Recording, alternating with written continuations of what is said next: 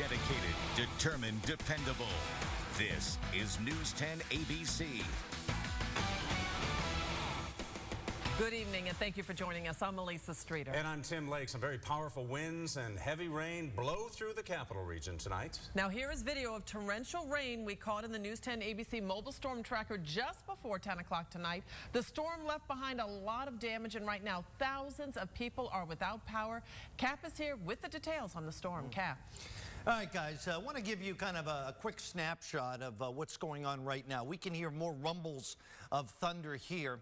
Now, this is the swath of heavy downpours, but no reports now of severe weather. Yes, thunder and lightning. Yes, heavy downpours. But the worst of the storms, the ones that contained those real strong winds, have weakened and shifted into New England and continue to die a quick death as they head towards New Hampshire. Now, we've had our crews out tonight chasing the storms. Let's check in with our reporter Andrew Banis, who is live in Washington County on Main Street in Cambridge.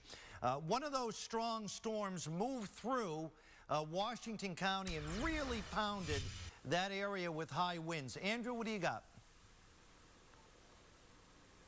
Yeah, Cap, like you said, that storm passed over quickly, but it left its mark. Take a look over here. I'm at a house right on the side of the road here, and you can see the tree that fell over on 3 cars and totaled those 3 cars. And if you look over here, another tree fell into the side of this house here, and actually a woman with her fiance and 2 kids were inside of that house. I'm speaking right now to her brother, Johnny, who happens to live right nearby. He ran over to help.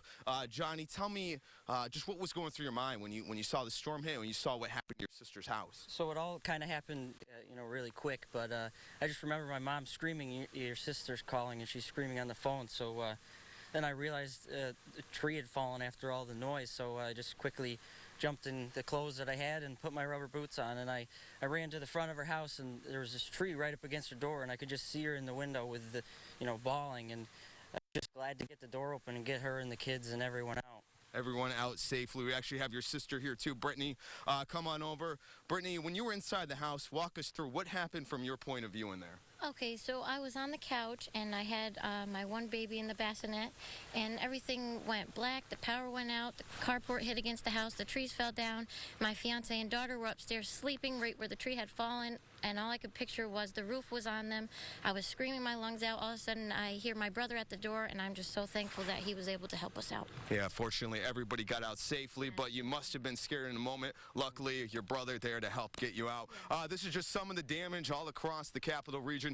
Of course, we'll be keeping an eye on it, but luckily, nobody hurt here, although there is a lot of property damage. I'll send it back to you, Cap. Great job, Andrew, and thank goodness no injuries, no fatalities. It could have been much worse. And again, that storm packed a punch. All right, let's do some updates on the radar.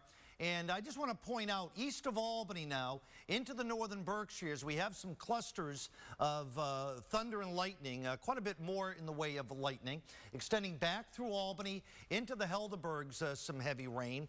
This extends south and west into the Catskills. Now again, no reports of severe weather here, but what we're going to do is put the radar into motion. This is over the past 3 hours. And you can see that line. This is the line right here that produced all the wind damage. It has since died out. Notice how it dies in New England with the cooler air.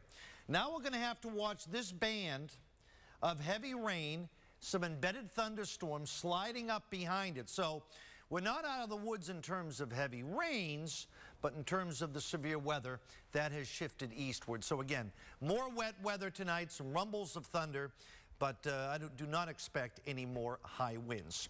All right, let's check in with our News 10 reporter, Ayla Ferrone, who was out in Schenectady, then headed out I-88 to chase the storm down into Schoharie County. Ayla, I know Schoharie County did have some reports of scattered trees down. I see it's raining there again. You did find where there was some damage in Middleburg due to some of those strong winds.